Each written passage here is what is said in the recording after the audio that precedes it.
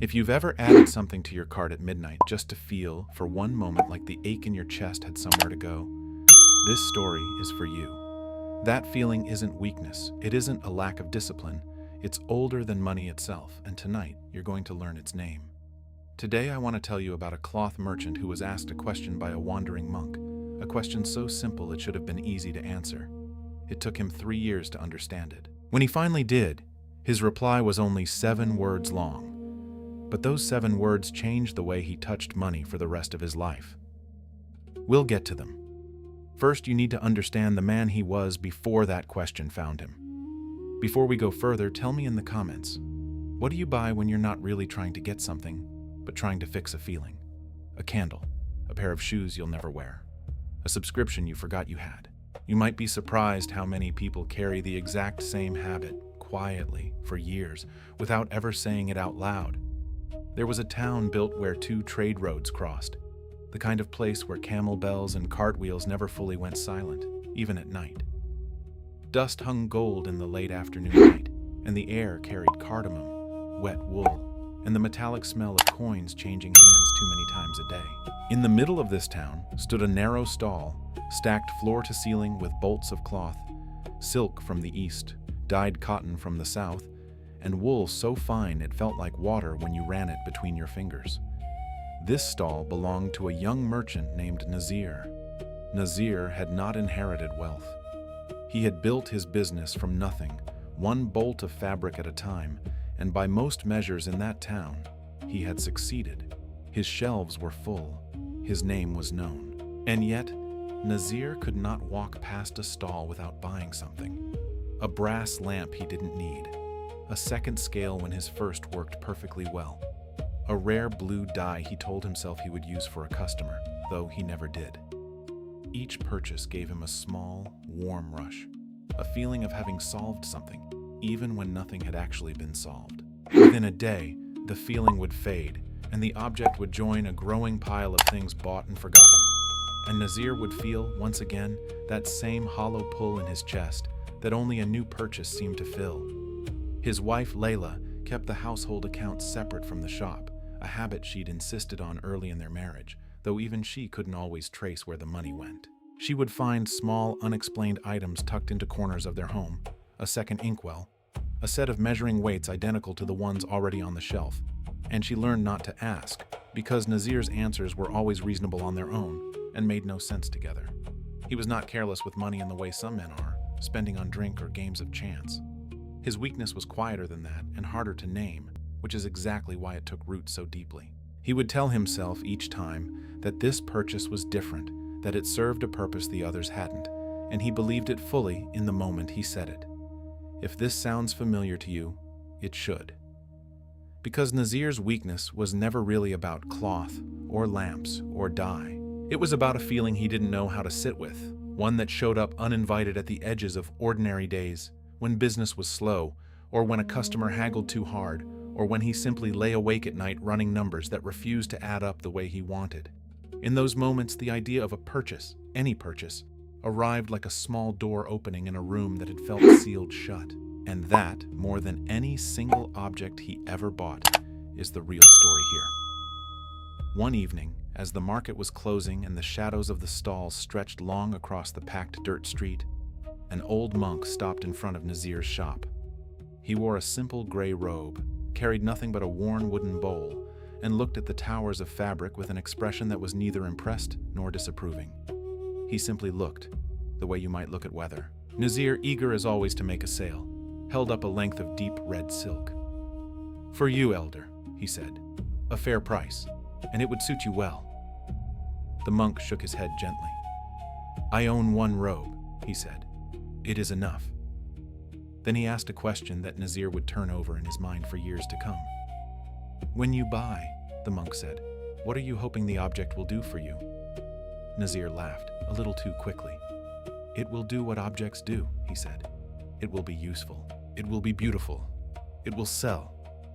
The monk simply nodded and walked on, and Nazir told himself the old man was strange, and thought no more of it that night.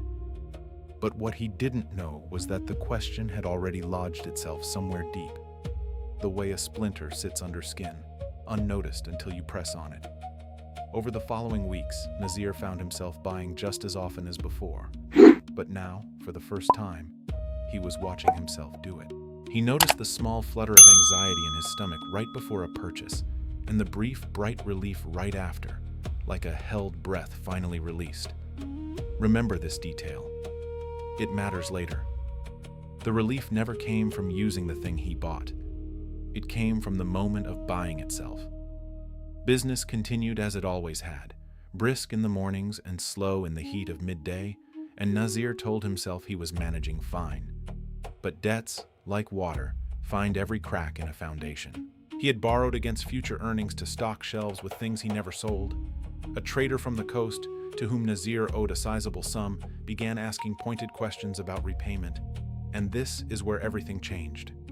Nazir realized, counting his ledgers by lamplight one night, that nearly a third of his debt had gone toward goods still sitting untouched in the back room, wrapped in cloth, gathering dust, bought on nights when he could not sleep. He grew afraid. Afraid of the ledger? Afraid of the coastal trader's next visit?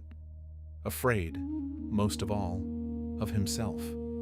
Of this pattern he could see clearly now, but did not know how to stop. He tried willpower. He told himself he would not buy anything for a month.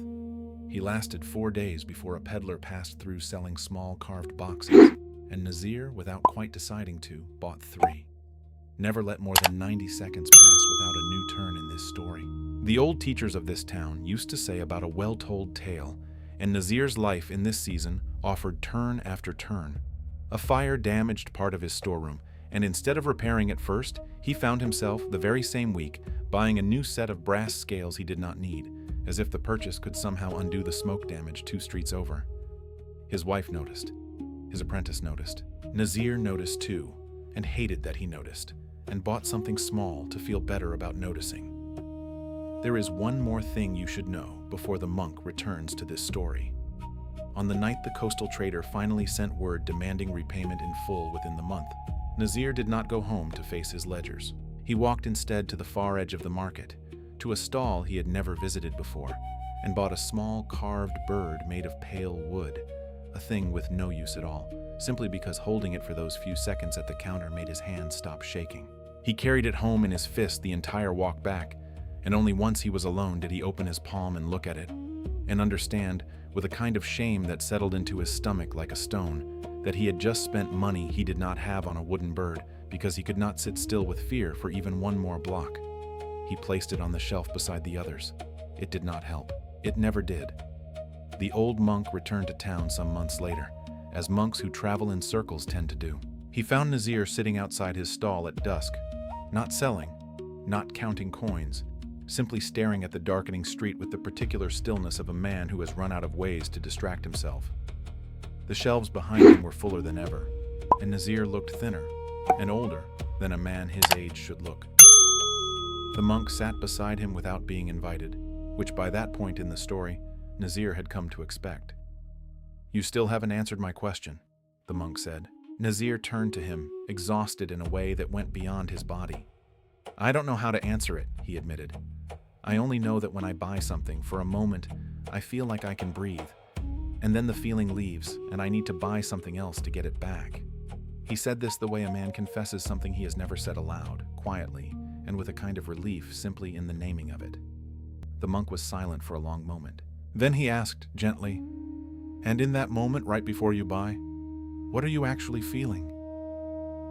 Nazir thought about it honestly for the first time. "Afraid," he said. "Alone. Like something is missing and I don't know what." The monk nodded slowly, as if this were the answer he had been waiting for all along. "That feeling," he said, "is not a debt you can pay off with coins." It was never asking for an object. It was asking to be noticed. He paused, letting the words settle the way dust settles after a cart passes.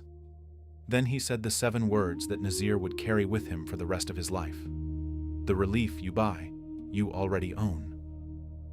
Nazir sat with this for a long time after the monk had gone. He understood, slowly, that every purchase had been an attempt to buy his way out of a feeling that was never actually about money, and that had, in fact, been available to him the entire time, simply by sitting still with it long enough to let it pass.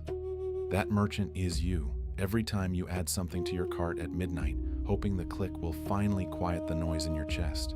That merchant is you, standing in a store you didn't plan to enter, holding something you don't need because for one small moment, holding it feels like holding something steadier than yourself. This is not a story about cloth or coastal traders or brass scales. It is about the very human habit of reaching for an object when what we are actually reaching for is a feeling of safety, of being enough, of not being alone with whatever is moving through us. The central teaching here is simple, though not easy. Craving is rarely about the thing itself. It is about the discomfort we are trying to escape in the second before we buy. Every impulse purchase is a small, quiet negotiation with an uncomfortable feeling. A bargain that says, if I buy this, I won't have to feel that. And for a moment, it works.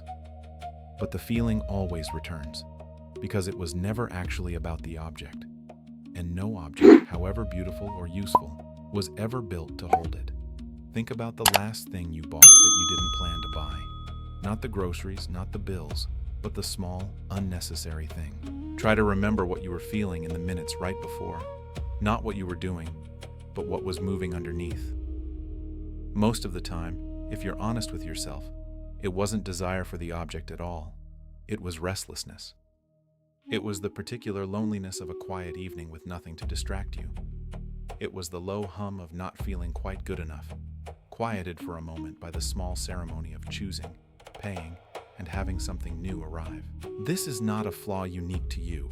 It is simply what an uncomfortable feeling does when it has nowhere else to go. It reaches for the nearest door, and in a world built to make buying effortless, that door is almost always a purchase away. So what do you do with this, practically tonight and tomorrow? And here are 3 small things, small enough to actually do, that begin to loosen this pattern. First, before you buy anything unplanned, pause for 90 seconds and name, out loud if you can, what you are feeling in that exact moment.